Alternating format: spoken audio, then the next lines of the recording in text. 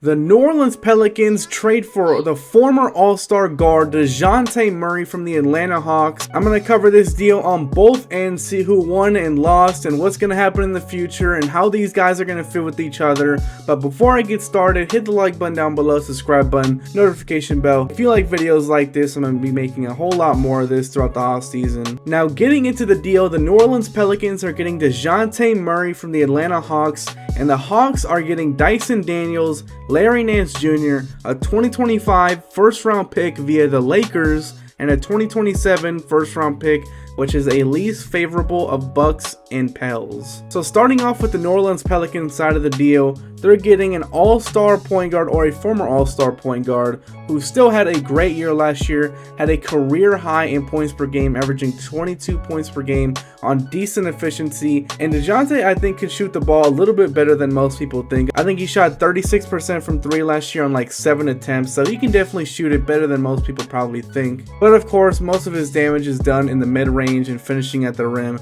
And of course, he's a great playmaker, at one point averaging, I believe, almost 9 assists per game. And that was on my Spurs, and that was not with a lot of good talent around him. Now he's going to have one of the best lob threats in the entire league with Zion Williamson and even Yves Missi, who they got in the draft. But with Zion Williamson, maybe his best season of his career was with Lonzo Ball a couple years back, and that was with one of the better playmaking guards in the league. And now he has another really good playmaking guard with Dejounte Murray, and I think this is just benefiting everybody on that team with their new look lineup looking like Dejounte at the 1, CJ at the 2, Brandon Ingram at the 3. As of right now, he has not been traded yet, and I don't know if he will be after a deal like this.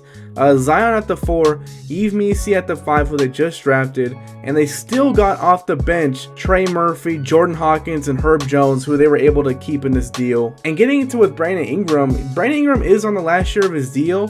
But after a deal like this, where he actually wasn't traded to the Hawks, as soon as I saw the deal, I was like, oh, Brandon Ingram has to be in the deal. All-star for all-star. Brandon Ingram's been rumored to be traded soon. Same with Dejounte Murray. So it was like a perfect match almost. And I look at the deal and it's Larry Nance Jr. and Dyson Daniels and some picks, and I was like, there is no way Brandon Ingram was not in this deal, and he's not, which makes this Pelicans lineup look scary. Now, I don't know if Brandon Ingram's still going to get traded or not. He's still going on to the last year of his deal, but if I'm the Pelicans, I'm looking at this lineup, and it's looking real nice. Like, all these guys pretty much complement each other. And another great part of this deal is Dejounte Murray's still under contract for, I believe, 3 to 4 more years. Now, he is going to be making a ton of money in that contract, going from I believe like 28 million to like lower 30s, but you're getting one of the best two-way guards in the entire league, one of the better playmakers as well, just like the perfect guy to put alongside Zion Williamson. And it's been rumored for a while that this was going to happen, but I was at least expecting Brandon Ingram to be a part of this, and he wasn't. For the New Orleans Pelicans, I'm not going to grade the deal, but I'm going to say it was a really good deal. They were able to keep Brandon Ingram and even able to keep some guys off the bench like Herb Jones and Trey Murphy. They definitely won this deal and were able to pair Zion up with one of the better playmakers in the league, like I said.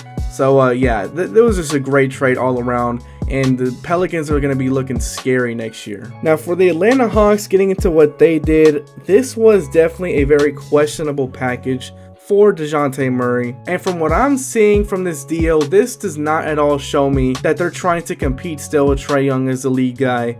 This is basically showing me they're trying to blow it up. And honestly, that's probably the best thing that they can do right now. Just give it up already. Go full rebuild. They were gifted the #1 pick in the draft. Just rebuild it around Reece Shea and guys like Dyson Daniels as well. I'm a fan of Dyson Daniels. I hope he can play pretty well with them if they do trade Trae Young and have him as a lead guard. But the problem with rebuilding for the Atlanta Hawks is that they don't have their own draft picks until 2028. They traded their own draft picks for, guess who? Dejounte Murray, when they traded him from the Spurs. So if they do go full rebuild, I think this deal is okay. But even that, I feel like there was better teams that would have given them better picks or better young players for a guy like Dejounte Murray, who's still under contract for a couple years. But I still like Dyson Daniels. I hope he can play well, like I said, in Atlanta. But for a guy like Dejounte Murray, this deal just seems like very underwhelming for a guy who is a former All-Star, averaged 22 points per game, and is a really good defender. Now, another option for the Hawks, I guess, that they can do is just trade these guys that they're getting and wait for Larry Nance's contract to expire next year. Maybe sign someone in free agency or something. But even that, it's just like, do they really see whatever they get in those deals like the game changer and gonna persuade Trae Young to stay with their team and compete still?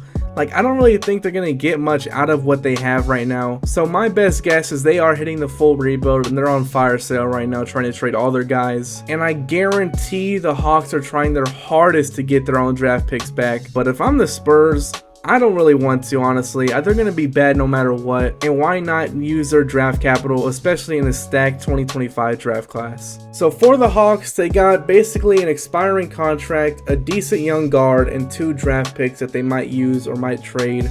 I don't really know, but if I were to grade this deal for the Hawks, it would not be a great grade at all. It'd probably be like a D or something.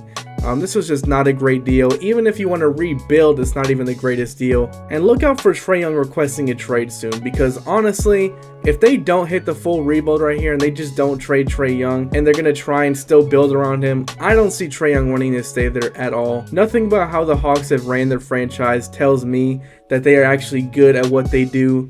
I think if I'm Trae Young, I just request a trade and get out of there as fast as possible. So for the Pelicans, I really like the deal. They got a very good point guard to pair alongside Zion Williamson for basically nothing, honestly. And for the Hawks, I don't like the deal unless they go full rebuild, and even that, the trade isn't that great still. But free agency is just around the corner. Teams are making big time deals already. So if you like videos like this, hit the like button down below, subscribe button, and turn on those notification bells so you will be notified as soon as I upload. I'll have my initial reactions, breakdowns, and all that stuff of future trades and future signings and everything like that. So be ready for that, and I hope to see you guys in the next one.